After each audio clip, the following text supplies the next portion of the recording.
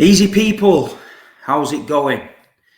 Just thought I'd give you a match reaction to yesterday's Liverpool game. What a day. I went to the game. Um, Obviously, this week I told you my thoughts on it. Anfield's not a happy hunting ground for us. So I was a bit, you know, thinking, come on, we can get something. The way we've been playing against Chelsea and Paris Saint-Germain, I was confident going into yesterday. I thought, we can do something here. I think Liverpool are a great team, but the way we're playing at the minute, we had enough in the tank to do it. So I got down to Anfield about 2 hours before kickoff. I don't know anyone who's seen my Instagram videos. They were all queuing up again. The coach smashers were there. Weird obsession with coaches. Don't know what it is, but they were there. Anyway, I was on my own, stood in the middle of the Liverpool fans. Check out the Instagram. I was there giving it City, City, City. They were all like, what? Who's this nutter here? You know what I mean? But look, man, I'm backing my team. You know what I mean? We're in bandit country. I'm not having anyone smashing the coach up again because it's weird. So I thought, you know what? All the players on the coach probably looked out the window and thought, who's that lunatic there in the middle of all them Liverpool fans singing City? But yeah, it was me. But yeah, you got to back your team. So come on, big up, yeah. Anyway, gets in the ground, atmosphere starting to build. City end was ticking along nice, you know what I mean? A load of songs underneath the concourse, all the blues getting it going and that. Seen loads of old faces. A lot of people saying the same thing. Oh, it's at Anfield and we need to quieten the crowd and all that. No, it was great. Obviously, they had the "You'll Never Walk Alone" always usual, tune comes on. City fans were belting out Blue Moon. So the stage was set. Then the game started. And I thought, first 15 minutes, it was a good little battle. Ding-dong, end-to-end, few little chances. The pace was quite fast, frantic. And yeah, it was a typical Liverpool Man City game in the first 15 minutes. I thought it was ticking along nicely. And then the last 30 minutes of the first half, we just took over. I just thought we played absolutely superb. They couldn't get the ball off us. Bernardo Silva was unbelievable. That run in the first half where he must have had 8 players chasing him. And you know what I mean? It was like a mouse running around a cat sanctuary. They were all on him, but he was getting round and whizzing through them and all that. You know what I mean? I was like, what am I watching here? You know what I mean? But yeah, we proper turned the screw on him. We dominated it. And to be honest, we should have been 3-0 up at half time. You've got Phil Foden, chance where he tries to round Alisson. You know what I mean? On another day. You know what I mean? He rounds him. He scores. You got Kevin De Bruyne with a diving header at the back post. Of all the people in the world you don't want a diving header to fall to, it's probably Kev. And it drops on him, and the 50p head came out, bang, right into the Anfield Road end, where if he heads it into the ground, it's in. You know what I mean? And then Grealish got through right in front of me. He was literally right on the goal there and shinned it, and I think it went out for a throw-in. So that was a bit mad. But you know what I mean? It was just madness. City were putting pressure on him. Milner was getting twisted up and sent for hot dogs off Phil Foden all the time down on that right hand side. And I was like, we've got to score here. Liverpool were rocking. They were waiting it out. Do you know what I mean? They didn't know what to do with us. We were literally pressing them non-stop. The only thing I can say about yesterday, the first half, I thought Foden playing out wide is class, but Grealish playing in the 9 doesn't do enough pressing for me. And what I mean by that is he didn't have a bad game, and I think he was told what to do by Pep, because sometimes he was overloading Milner on that side. But I thought Virgil van Dijk and Matip had it easy sometimes to come out with the ball because there was no one pressing. Foden would have done that job brilliantly, but then you don't get Foden against Milner. So I understand why Pep did that. But for me, Grealish pressing, he doesn't really press. You know what I mean? He's not really fast enough. He's not really energetic enough to press. He's more suited out wide for me, where he can have a few breathers, and when he gets the ball, obviously, that's when we see the best of him. But yeah, going into half time, 0-0, I was talking to a few Blues around me. I was just like, what's going to happen here? Is it going to be one of them days? And I think a lot of us thought it was going to be one of them days, a bit like PSG, where you absolutely dominate the game and you come away with nothing. I was like, it can't be. We just look on it. And the crowd was flat. You know what I mean? We'd shut the crowd up because we were playing our football. So they didn't have an awful lot to shout about. So half time, it was like, okay, it's 0-0. You know what I mean? We can do something here. You could see a bit of light at the end of the tunnel. But second half starts, yeah. Liverpool obviously got to improve on what they ended the first half because they were getting battered. And they did. They came out a little bit. Same thing, a little bit of a ding-dong battle going on in there. Foden was having to do at Milner a few times. Bernardo in the centre was bossing it. Kevin De Bruyne yesterday was off the pace. He looks tired to me. I mean, a few of his passes were going astray. Things he was trying to do wasn't coming off. I was like, he's going to take him off because he didn't look with it yesterday, Kev. He didn't. He looked very, very tired and leggy to me. Rodri was obviously getting about well in the midfield.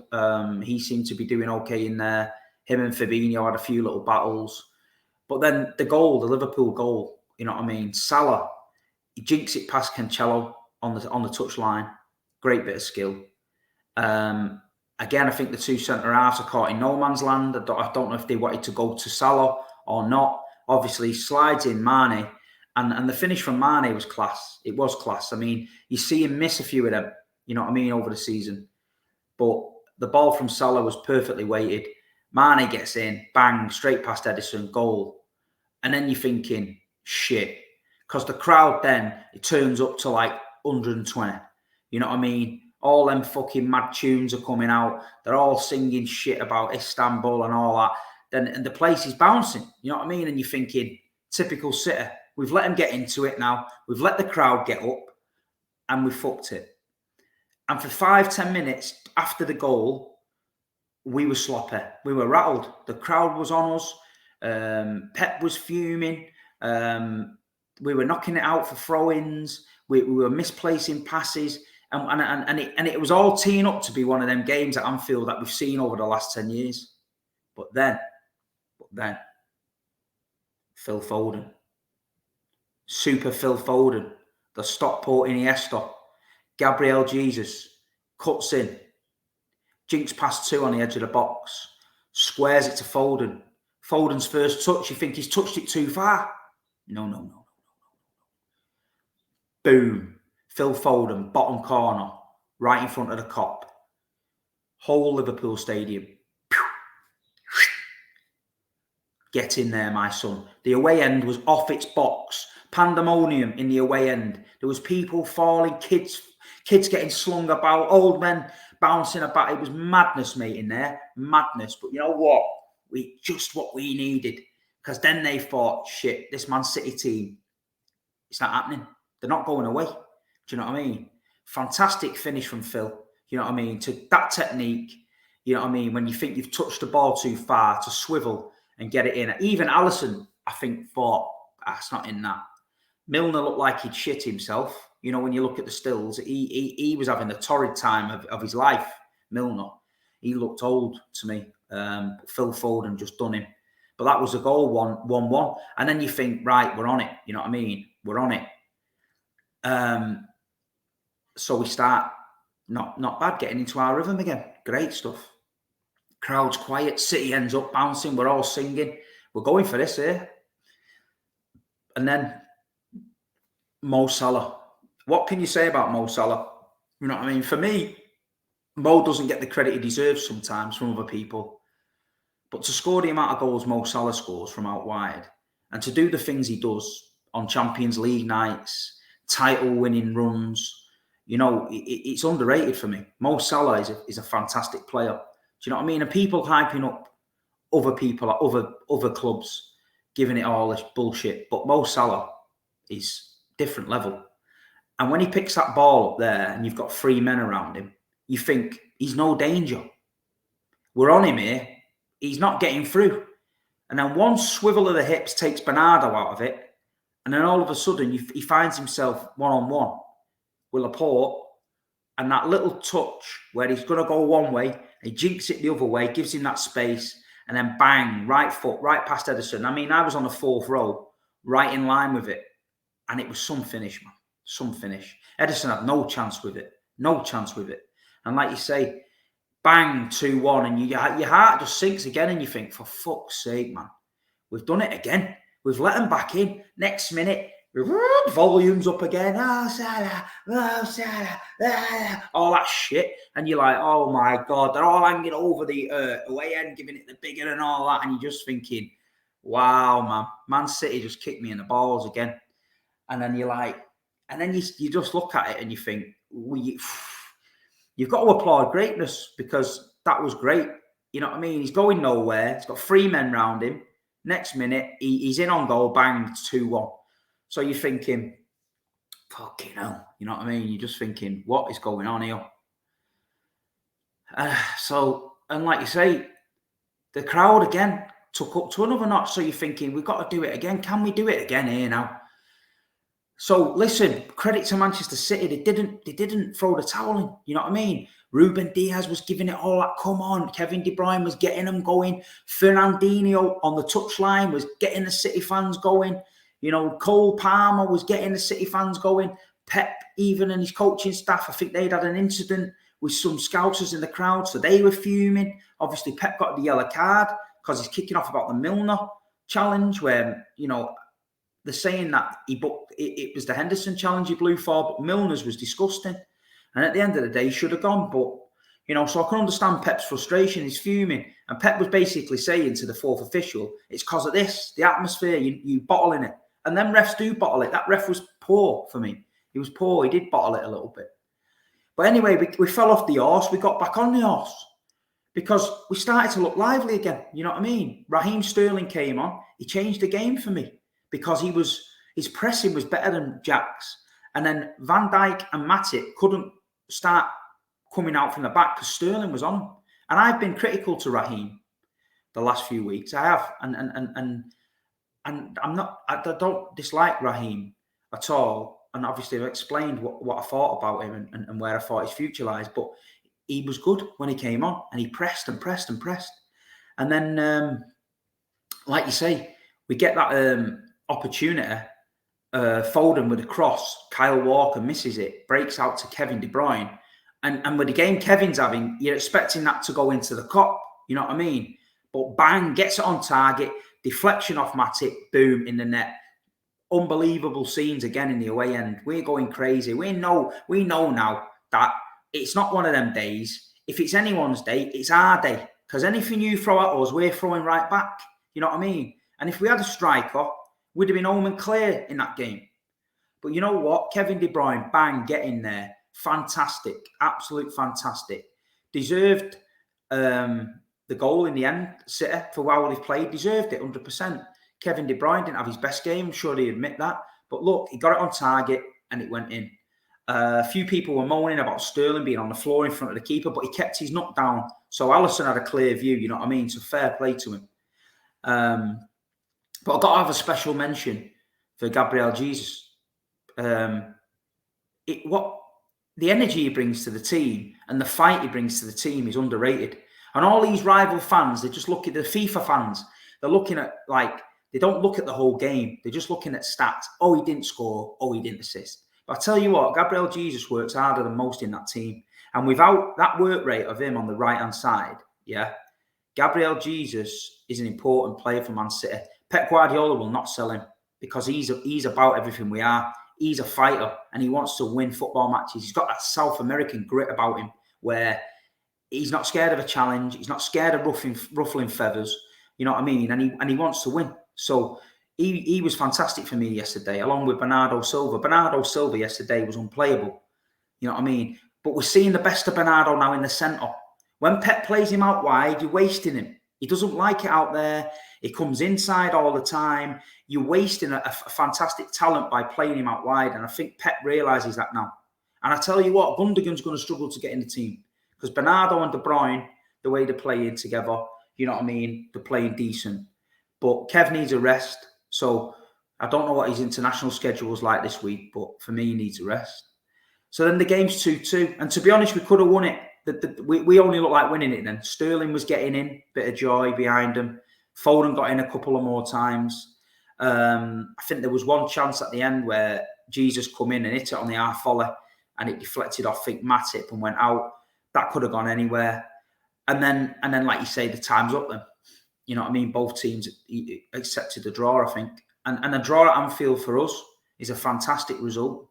And the week we've had to go to Chelsea and win, to go to Liverpool, get a point, I think I'd have took that beginning of the week. You know what I mean? The Paris game is to Champions League. And as long as we get through the group, we can do it. But the league is important. We've gone to Stamford Bridge, 3 points. Anfield, a point. Last season, the season before with the fans in, we'd have lost that game.